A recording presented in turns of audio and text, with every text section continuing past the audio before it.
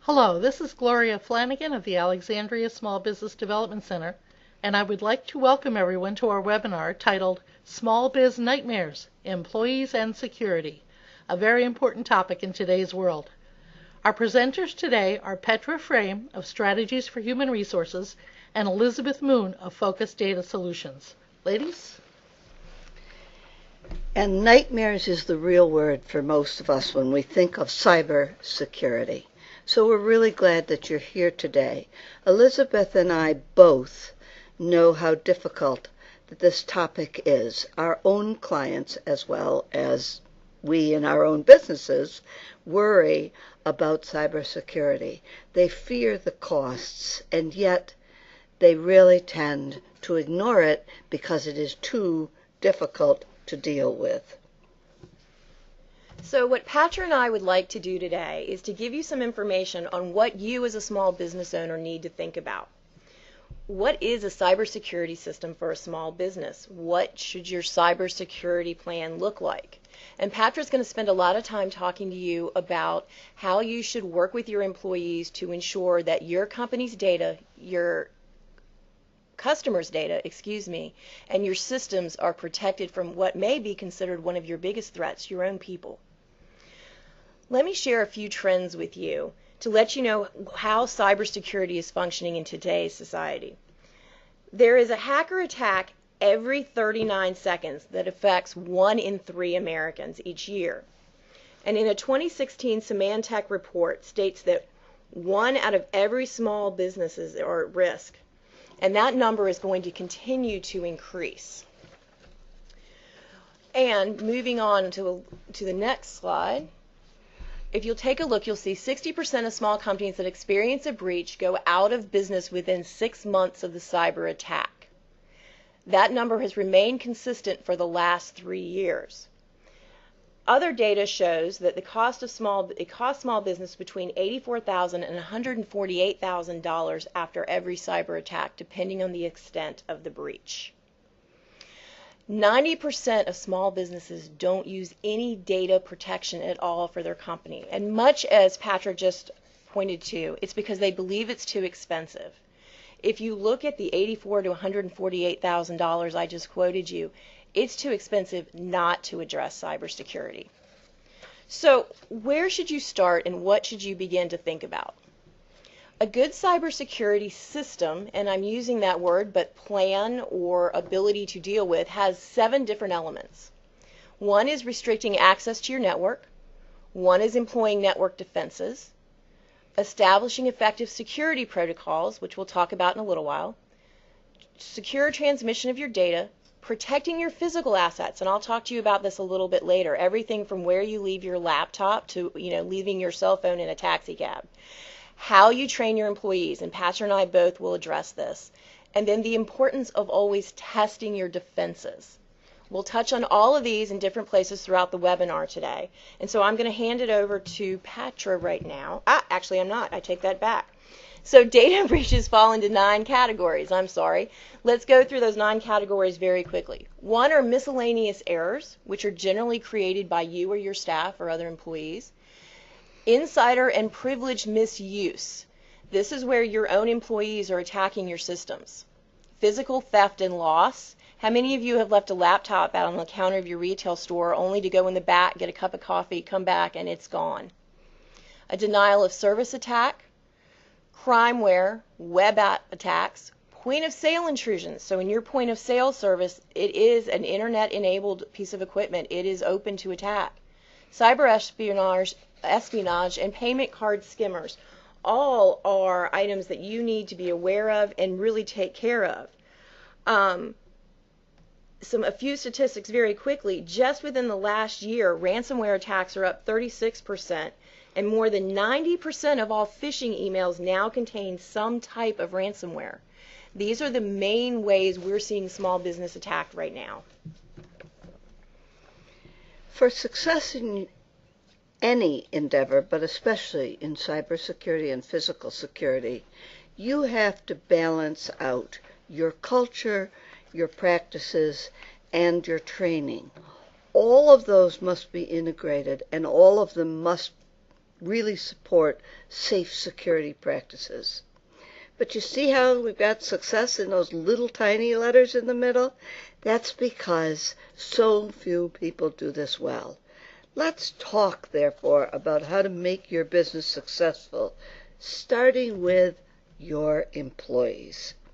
Employees are consistently a major cybersecurity risk.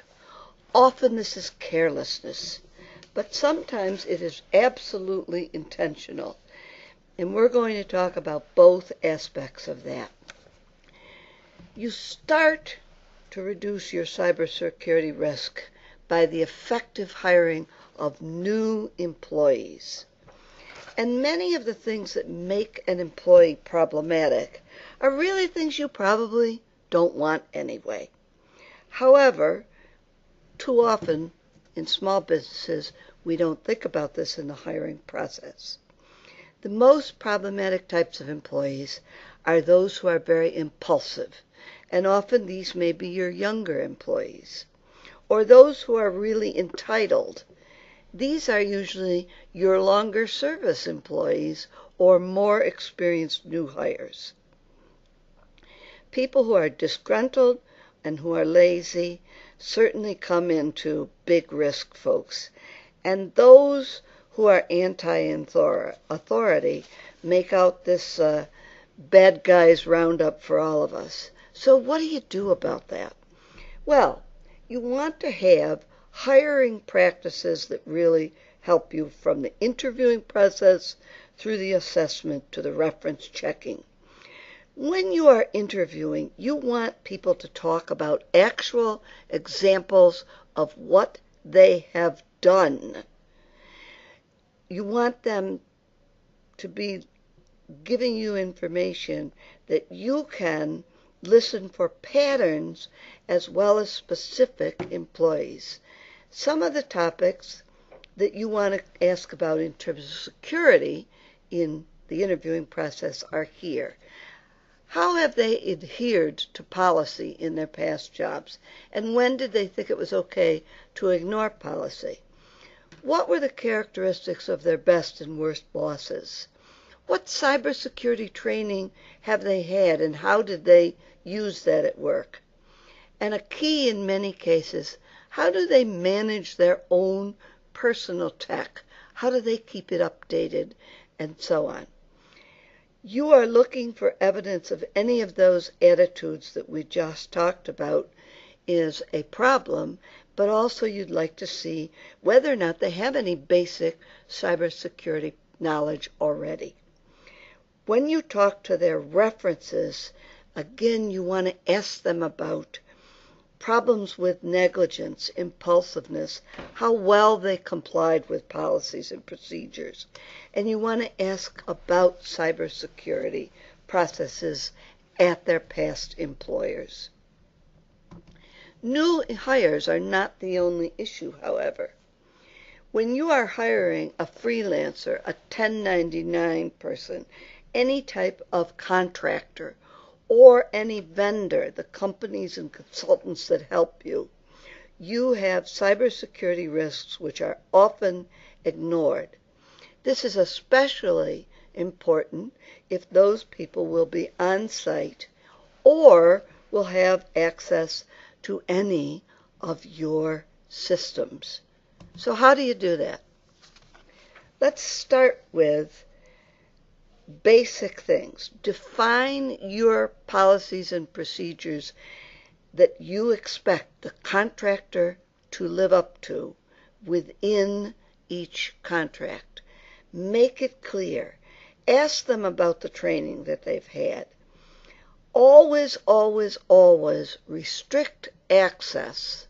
If people don't have to know, they shouldn't have access. I work with a lot of companies in human resources. Clearly, I need access to their human resources data.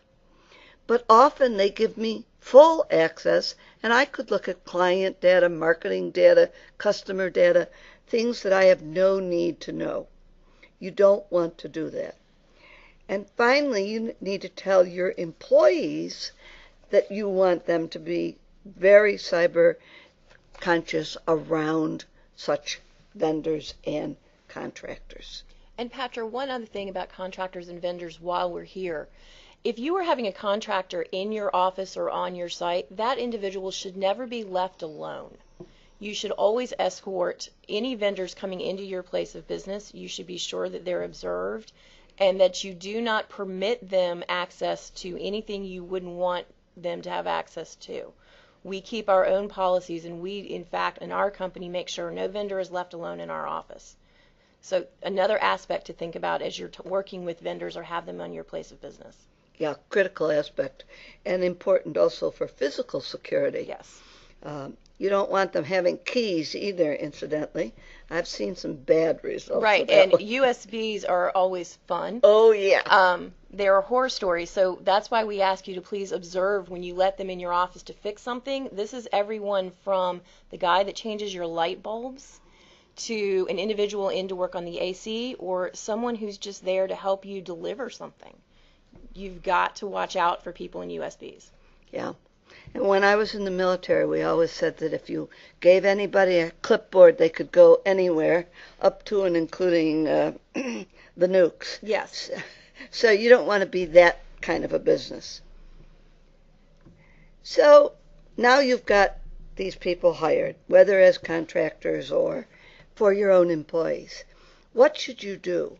Well, for new employees, it's critical that you start them out right. Day one, they need to understand your security procedures and requirements for them. You need to explain to them all of the basics. You want to tell them that they are accountable for good physical security and cybersecurity practices. They need to learn your policies, your practices. Strong passwords are mandatory. And the computers must be locked whenever they leave their area or desk, even if brief periods. You know and I know how few of us really do that. But that's an important way to prevent access that should not happen from happening. You want, if you're in any retail business, to be sure that you never leave out any type, whether it's a laptop, whether it's a tablet, any type of device that is in a customer area while the employee is not present. I don't care how brief it is, it's still possible to get into your systems that way. And you need to report all breaches and potential issues. So people need to understand what that reporting is and what it covers, whether it's odd emails.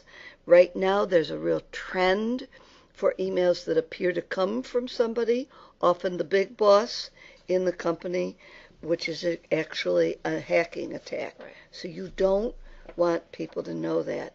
And people need to know this is important to their keeping their job as well as keeping the company in business.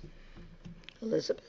So let's talk for just a brief second about where Patra left off with the emails.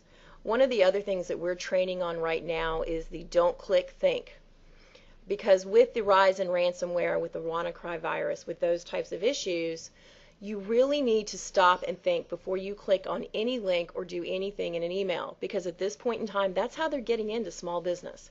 So part of the training that we really encourage our clients is don't click think. And if you have any doubts at all about the validity of an email, you need to report something like that to either your supervisor, or if you're the owner or boss, you need to teach your staff to come to you and show you anything that looks even remotely suspicious. And sometimes it doesn't look suspicious. And that's one of the problems that we're facing. So when we're talking about no-tech, low-tech threats, first, I think we've already touched on this a little, untrained employees. Anytime you bring on an employee, number one, cybersecurity has to be in their orientation. But the other thing you have to decide is on who are you training and to what level. And some of that depends on how much access you want to give them, how much tech you want to give them. If you're in retail, it's probably your point of sale system and maybe the laptop if you need that. If you're in a professional service firm, don't give them access to the server right away. Let's work them through an orientation process where you can learn and see where they are. That feeds into my excess authorized users. You'd be amazed at how many companies we go into where everyone from the receptionist at the front desk to the CEO has access to the administrative server. That's excess authorized users, and the more you have, the more you're letting them in. Remote network access. This is actually really one of our hot buttons right now. How many people truly need remote access to your computer equipment and your data? Work with your leadership team. Who really needs to get in and where?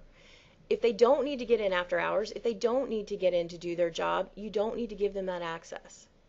Patra touched on this. Vendors, do they really need in? If they don't let them in. Personal mobile devices. I'll talk about this a little more when we talk about backup and disaster recovery, but everybody now has a cell phone, everybody has a laptop, everybody has a tablet. Developing the policies and procedures around those and who gets to use them on your network and your equipment is something you need to give thought to. And again, email. We already touched on this several times with ransomware and the other types of dangers they pose, so I won't dwell on that much longer, but email is a huge threat. So let's talk about social engineering. This is a term I'm sure you have heard before, and many of you have said, what in the world is social engineering?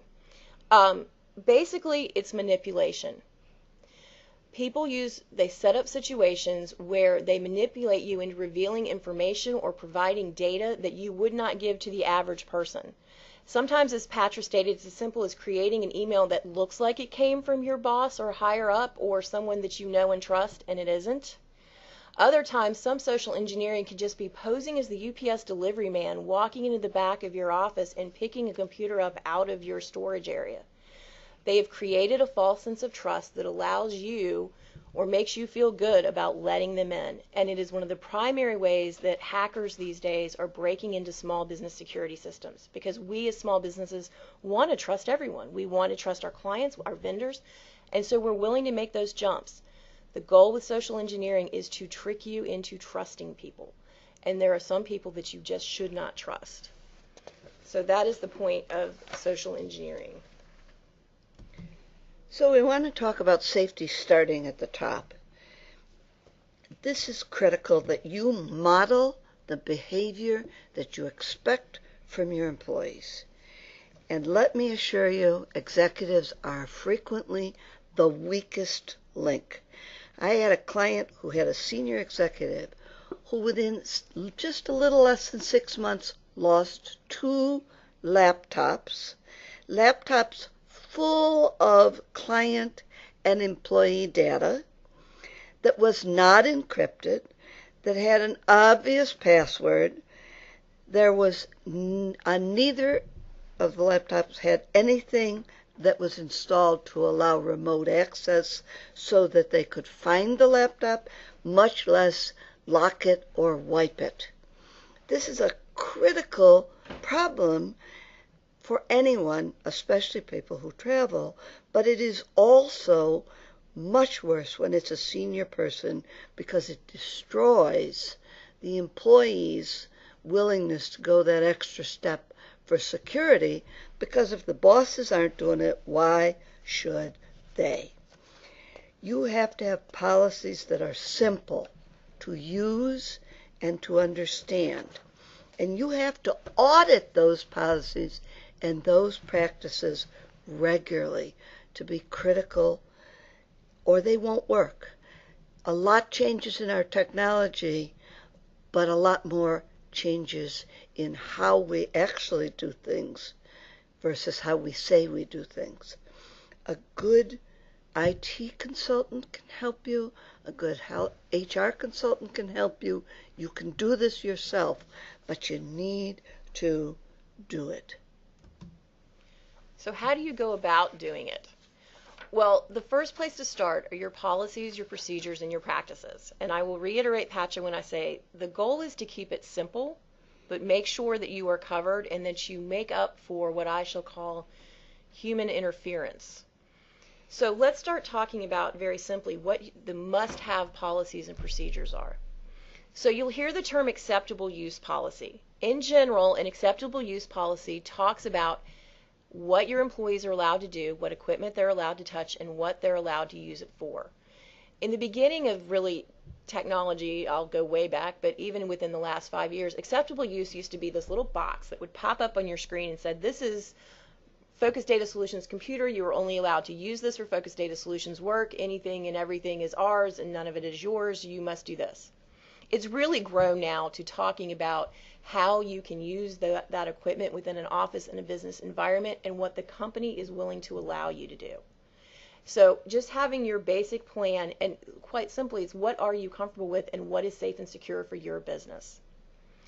Data handling can be considered a subset. So are you going to let employees put files on a USB drive? Yes, no. Many companies say no. I can tell you a horror story of someone who put company files on a USB, dropped it in a parking lot, and had it show up online weeks later with every company sales plan they had. And I can tell you about the 2 senior executives who left one of my clients with all of that client's customer data, pricing data, marketing stuff, set up their own business, went after all the oh sure, there was a lawsuit and so on, and eventually it got resolved. But do you know how much that costs in terms of your time as well as in sheer dollars for lawyers? Right. So even in our own company, we try and manage USBs, check them in, check them out, and talk about what they're being used for, and then have them turned back in and wiped. Those are ways to handle it. And if you were working in a very secure field, I would even recommend not using USBs at all. Remote access, again, I touched on this briefly. Do you really want to let them in? And if you do, then what are the rules around letting them in and creating those policies? Network security. I'm going to touch on the basics. For us, a managed services firm that takes care of networks, are you patching your systems regularly? Are you updating all of your security, your antivirus, your malware, your anti-spam? A small business is the first one to say, I'll get to that next week. But updating those patches, especially in today's world where literally a new virus comes out every day, literally a new attack is happening routinely, keeping your network secure with even if it is the most basic is important. There's also now coming online in small business very slowly. There are cyber detection services where it isn't going to stop you from being broken into, but it's going to tell you sooner. So when I said usually that 146 days before you know, slowly vendors are starting to create systems for small business. It's in its infancy. We've done some research on it. It's not quite there the way we'd like it to be, but it is there. So something to consider. And lastly, bring your own device. If you're going to create policies around bring your own device, if you're going to let them use their cell phones or their smartphones, you've got to have some minimum requirements. Disk encryption, you've got to have that phone password protected or biometrically protected, and it's got to have a remote wipe. To Patra's point, the CEO who leaves the cell phone in the back of the taxi cab, you need to be able to wipe that phone so that you don't lose any data at this point. Focus on your greatest risks in your policies and your procedures and work from there. When we talk about policies, procedures, practices, you also have to consider human nature, the law of unintended consequences. If your policies are so strict and so tight that you might be in the national security business, but you're not, your people are going to ignore those policies. If they hinder my ability to do my job, to do the work you've told me I might need to do for you, I'm going to work around them. Every employee thinks that way. I got to get this job done. Okay, I can't. I'll use my own personal tech. But if they're too loose, you may be living with a false sense of security and not doing the things you need to do to protect yourself. One of the critical aspects of having good practices is training people. You need to cover these policies and reasons for them when you orient a new employees, as we talked about earlier. But you don't get to stop there. You have to provide regular information and updates. You can do this through email. You can do this through an intranet if you have one. You can do this through written newsletters. You can do this in company meetings. But you need to do it, and you need to do it regularly. You're going to have to explain those basics more than once about why we're not clicking on links, why we're not jumping in every time somebody sends us an email that looks sort of like it might be right. Many of you have vendors and other reliable resources readily available. The Small Business Administration has a lot of good info on their website as well.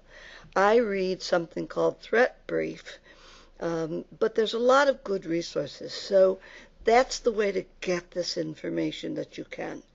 And then you need to explain to your employees what the impact is if there is a breach, if there is a physical security problem, and that not only is the dollar cost to your business, but it's the damage to your reputation, and both those can drive you out of business, which means they won't have a job. Kind of basic, but you need to tell people that. What kind of training do you do then? Always cover all of your sensitive information policies, your basic security practices, your basic cybersecurity practices. There's a great online cybersecurity course on the SBA website that you might want to take yourself and have others that work with you take. So what are some of the common issues that we've talked about here? If you have really complex processes, you are going to have some really high-end IT support. Whether you hire a company to provide that for you or a person, you're going to have to do that. The more complex a process is, the harder it is to maintain effectively. People want things to be easy and quick, and that's how they act. So you need to take this into your consideration in planning all through the work year for performance management, for training, for regular employee communications. All those regular reminders you can build with outside resources, as we've talked about, from vendors, including your CPA firm quite often, and set up a Google alert to help you with this kind of thing. So those things and keeping that training interesting are critical. When do you face increased risk? The two most common types of increased risk are at times of high stress and change in your organization, and in times of discipline or termination of employees. What do you do to manage that? Well, in firing an employee, you want to have a process in place. This is not a last minute something that we do in 5 seconds. You need to plan this in advance. You need to know who needs to know. What does each of the people who need to know have to do? You need to document this process, clearly explain why you're terminating the employee, keep all the records, and retain everything. I had a client in which we fired a recruiter. And we fired the recruiter because we had a whole pattern of evidence that the recruiter was taking all the resumes that the client was paying to get from various job boards and advertisements and taking them off to use them in their own business. That was all on email and all on the IT system. You might have that same issue If you have someone who is harassing another employee, you'd be amazed how many people do this on email. So get that documentation, keep it. Use external support to do this if you need it. When you're ready to actually do the termination of an employee, talk to someone, whether it's your lawyer or it's your human resource consultant, and talk to your IT support folks, because that vendor will have far more experience and can help you not only in the process of looking for evidence about any potential termination, but also how to maintain and manage and keep that evidence so that you are safer the next time. So let me chime in on that a little bit. Patra touched on this briefly, but I'd like to reemphasize it some more. If you are considering disciplinary or termination action against an employee, not only should your lawyer or your HR advisor be your first call, but your IT people should be your first call. As Patra said, we can help you look for those records, but we can also put in place ways to lock that employee out in advance so that they do not have the time or the opportunity to create havoc on your computer network, to steal information, or to basically destroy your company. I can tell you horror stories of individuals who called us after they fired the person and said, "Can you please lock them out?" Well, they had already taken everything. They had already wiped the hard drives. They had already destroyed all of the work that belonged to the company. So your IT person in your policies and procedures needs to be one of the first people you call when you are considering a termination. We also do, as an IT provider, as Patra was mentioning about getting the logs, following through their email, we do a lot of what we call forensic IT, which means we go into systems looking for that type of activity to help employers when they feel that they have a problem. So don't make IT your last phone call. Yeah, absolutely. And all of us in HR can also tell you those same horror stories. Don't let this happen to your small business. So we want to touch on very briefly, and maybe not too briefly, but briefly, one last aspect, which is business and disaster management plans.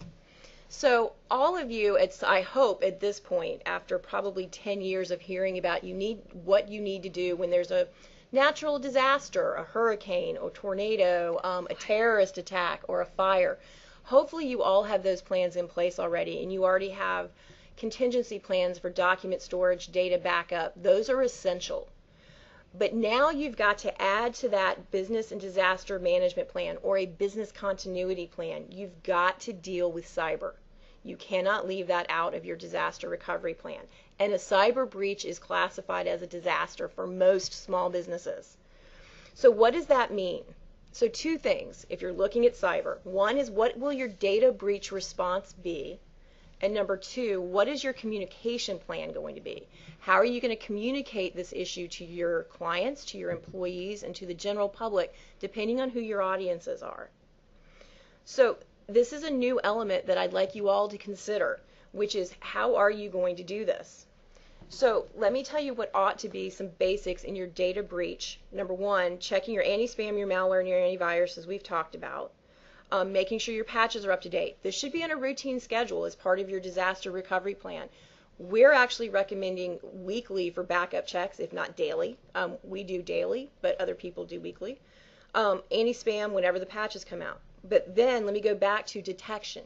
Do you have a way to detect a breach, and are you checking on a routine basis? Remember that 146 days. Are you checking your systems on a routine basis?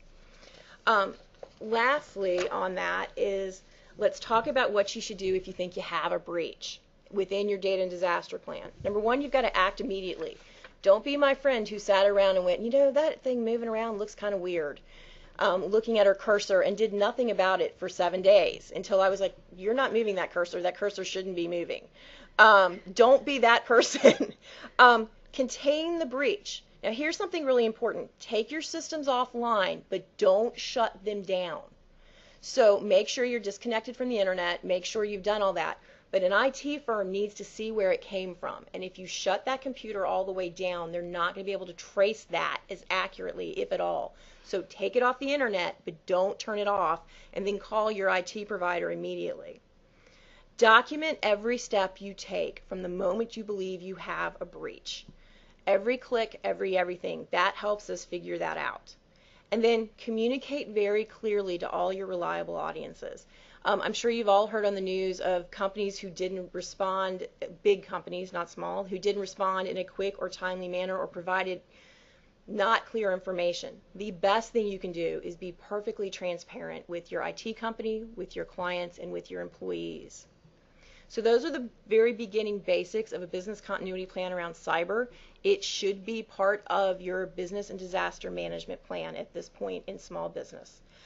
My last plug will be for cyber liability insurance, which is becoming more and more important to all small businesses. It is, relatively speaking, affordable, and if you haven't spoken with your insurance agent yet about that, I encourage you to do so to see how much he or she believes you need and what would be the right coverage for your business.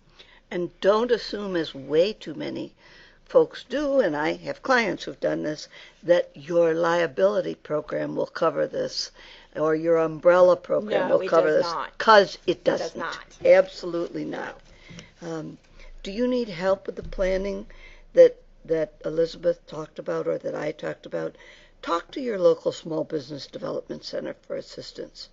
There's a great cyber planning guide available online that is provided by the FCC, fcc.gov, and check the SBA for more planning guides and good information.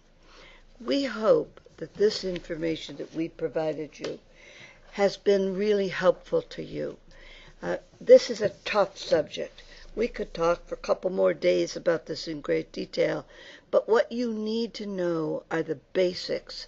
More importantly, what you need to do something about is what we've talked to you about, and that's why we focused on these aspects of physical and cybersecurity to protect you from the nightmare that the problems can be. Thank you.